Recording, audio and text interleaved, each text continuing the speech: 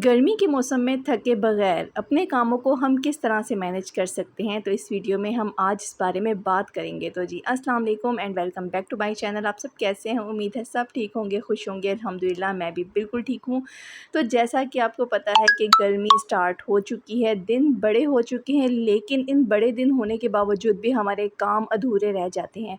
उसकी एक वजह ये है कि हम बहुत ज़्यादा लेज़ीपन का शिकार हो जाते हैं, बहुत ज़्यादा सुस्ती आ जाती है हमें। क्योंकि गर्मी का मौसम इस तरह का होता है कि कुछ करने का दिल नहीं कर रहा होता। तो इसके लिए जो मैं आपको आज टिप्स देने जा रही हूँ, उनको ज़रूर अपनी ज़िंदगी में शामिल कीजिएगा और अपनी ज़िंदगी में और अपनी रूटीन में बरकत देखिएगा कि किस तरह से आपके पूरे दिन में काम आराम से मैनेज हो जाते हैं। तो सबसे पहले तो बात ये है कि अपने दिन का आगाज़ हमेशा जल्दी किया करें। अल्लाह ताला के नाम के साथ, कुरान पाक की तिलावत, नमाज़ के साथ अपने दिन का आगाज़ जब हम करेंगे तो हम हमारे दिन में बरकत शामिल हो जाएगी। अगर हम सुबह उठने के बाद सो जाते हैं, तो उसके बाद क्या होता है कि जब हमारी आँख खुलती है तो दिन चढ़ा हुआ होता है, धूप निकली हुई होती है, तो उससे क्या होता है हमें यानी कि हमारा बेहतरीन टाइम जो है वो गुज़र गया होता है, ठंडा-ठंडा सा जो टाइम गुज़र गया होता है, फ्रेश होने का टाइम गुज़र गया होता है, तो फिर उसके बाद हमसे वो काम नहीं हो पा रहे होते जो हम अर्ली मॉर्निंग कर सकते हैं। तो सबसे पहले अपनी हेल्थ पे तवज्जो दें, अपने कामों को लिख लिया करें कि आज आपने कौन से काम करने हैं और साथ अपनी ज़िंदगी में वॉक लाज़मी स्टार्ट करें। ये सुबह के 8 बजे का टाइम था और देखिए 8 बजे भी सूरज जो है वो बिल्कुल सर पे था। तो अगर इससे भी पहले कि आप वॉक कर सकते हैं अपनी छत पे, अपनी बालकनी पे, अपने गैराज में, तो ज़रूर किया करें, क्योंकि इस वक्त इतना पॉजिटिव वाइब्स आ रही होती है, इतनी खामोशी होती है और इतना पुरसुकून माहौल होता है कि हमारे दिमाग को बेहतरीन तरह की जो है वो एक एक्सरसाइज मिल रही होती है। तो बस उसके बाद जो है इसके बाद मैं नीचे आ गई थी नाश्ता वगैरह बनाने के लिए। तो यहाँ पर मैं आपको बता रही थी कि अगर हम अपने कामों को सुबह के टाइम कर लिया करेंगे ना, जैसे खाना भी बनाना हो तो सुबह के टाइम बना लें, तो उस वक्त हम इतनी गर्मी नहीं होती कि किचन में खड़ा होना पड़े ज़्यादा देर तक। अगर हम दोपहर तक अपने कामों को, कुकिंग के कामों को लेके जाएँगे, किचन क्लीनिंग के कामों लेके जाएँगे और अगर हमारे किचन में पंखा भी नहीं लगा हुआ, तो हम बहुत मुश्किल से चिड़चिड़े होकर ही जो काम करेंगे और जल्दी-जल्दी से काम करेंगे और ना हमारा खाना ज़ायकेदार बनेगा और ना ही हम अपने काम को एन्जॉय करके कर सकेंगे। अपने कामों को हमेशा एंजॉय करके करना चाहिए, ना कि उसको बोझ समझ के। जब हम किसी भी चीज़ को एंजॉय करके और ख़ालिस नीयत के साथ, मोहब्बत के साथ करते हैं, तो उसकी बात ही अलग होती है। जब हम खाना मोहब्बत से अपने घर वालों के लिए बनाते हैं तो उसका ज़ायका ही और होता है।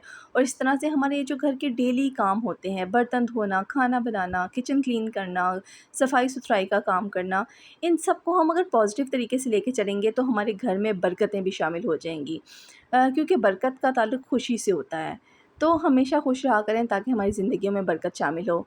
और देखें जिस तरह से रूम क्लीनिंग हो गई या क्लीनिंग के काम हो गए, ये हम किचन के कामों के बाद भी कर सकते हैं। जिस तरह से मैंने आज चने का सालन बनाना था, ब्लैक चने का, तो मैंने उसको रात को भिगो के रख दिया था और सुबह नाश्ते से पहले ही मैंने जो जब बच्चों के स्कूल जाने का टाइम हुआ था, उस वक़्त मैंने उनका नाश्ता बनाने के बाद वो चने बॉयल करके रख लिए, ताकि जब थोड़ी देर बाद, यानी मैं अपने नाश्ते के बाद जब मैं हांडी-शांडी बनाऊँ तो वो चने गले हुए हैं और फटाफट से ये काम हो जाता है।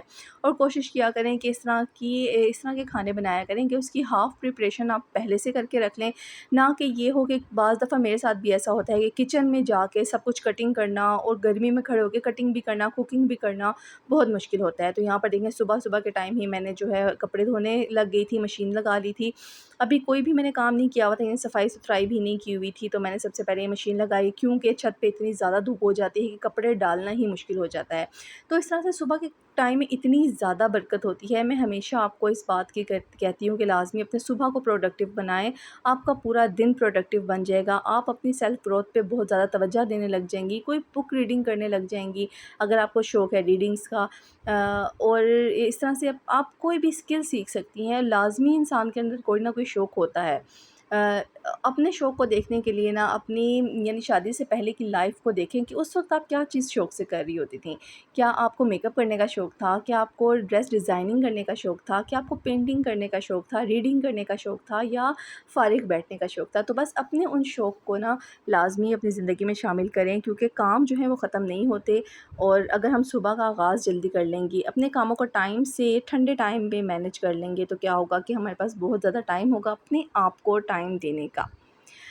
तो इससे क्या होता है, हम बहुत ज़्यादा ना पॉज़िटिव होने लग जाते हैं, हमें खुशी का एहसास होने लग जाता है कि हम खुद को टाइम दे रहे हैं। तो बाकी सब काम तो साथ-साथ चलते रहते हैं और इनको भी इंसान खुशी-खुशी करे तो इससे अच्छी क्या ही बात हो सकती है कि अपनी ज़बान पर दरूद शरीफ का विर्द जारी रखें, अस्तगफिरुल्लाह का विर्द जारी रखें और साथ-साथ अपने घर के काम करें और इतनी बरकतें समेटें, इतनी रहमतें समेटें कि आप सोच भी नहीं सकते। तो यहाँ पर इस तरह से ना मैं सारे काम शाम करने के बाद में आखिर में अपने रूम को मैंने क्लीन किया, क्योंकि पता है कि रूम में तो उस वक़्त किसी ने आना नहीं। तो पहले मैं सारे काम कर लूँ, जो धूप वाले काम हो, जो किचन वाले काम हो, गर्मी वाले काम हो। तो इस तरह से आप लोग भी जब अपने कामों को मैनेज करेंगे तो आपकी ज़िंदगी बहुत ज़्यादा आसान हो जाएगी।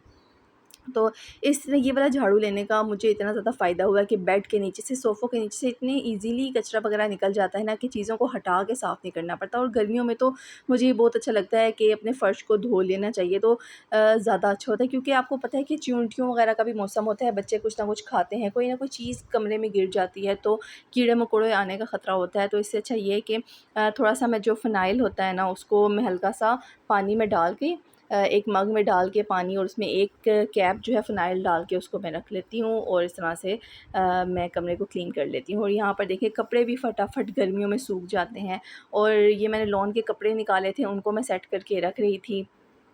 क्योंकि बस सर्दी की ख़त्म होती है तो गर्मी के कपड़े निकालना, उनको सँभालना, उनको देखना कि कौन-सी चीज़ हमने इस्तेमाल करनी है, कौन-सी चीज़ इस्तेमाल नहीं करनी है। और बहुत से कपड़े तो ऐसे निकल रहे होते हैं जो डस्टिंग वाले कपड़े बनने वाले होते हैं, तो उनको मैं अलग कर लेती हूँ। कोई ऐसा फटे हुए कपड़े हों जो नहीं पहनने वाले हो तो उसको मैं डस्टिंग के लिए यूज़ कर लेती हूँ। तो इस तरह से हम सब होम मेकर्स अपने कामों को बखूबी अंजाम दे रही होती हैं अपने-अपने हिसाब से। बस फ़र्क ये होता है कि बाज़ लेडीज़ जो हैं वो खुशी-खुशी काम कर रही होती हैं और बाज़ लेडीज़ बहुत समझ के काम कर रही होती हैं। बस अपने कामों को ना खुशी-खुशी किया करें। और खुशी-खुशी करने के लिए क्या है कि अपने आप पे तवज्जो देना बहुत ज़्यादा ज़रूरी है। अगर हम खुद पे तवज्जो नहीं देंगे तो हम खुशी-खुशी कोई काम नहीं कर सकते। आई होप कि आपको मेरा आज का ये ब्लॉग पसंद आया होगा। अगर ब्लॉग पसंद आया हो तो मेरे चैनल को लाइक, शेयर, सब्सक्राइब लाज़मी कीजिएगा और दुआओं में भी याद रखिएगा। और इस तरह देखिए मैं कपड़ों की फ़ोल्डिंग का मैंने तरीका देखा था नेट पे। तो इस तरह से ना यानी कि ट्राउज़र को शर्ट के अंदर रख के ना तो शर्ट को ना इस तरह से फ़ोल्ड करके बिल्कुल पैक कर दो, तो जब अलमारी से हम कपड़े-शपड़े निकालते भी हैं ना तो कोई कपड़ा खुलता नहीं है।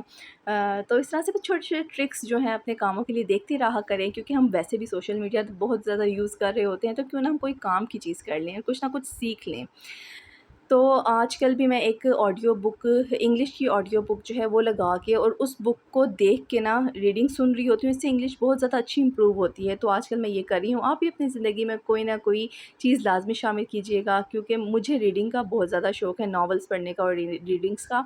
तो ये सब कुछ मैं शादी से पहले भी किया करती थी, तो बस अब मैंने सोचा बैठ के कि मुझे क्या ऐसे शौक थे शादी से पहले, तो बस उन शौकों को मैंने दोबारा से ज़िंदा किया। नेक्स्ट व्लॉग तक के लिए अल्लाह हाफ़िज़ और अपना ख़्याल रखिएगा।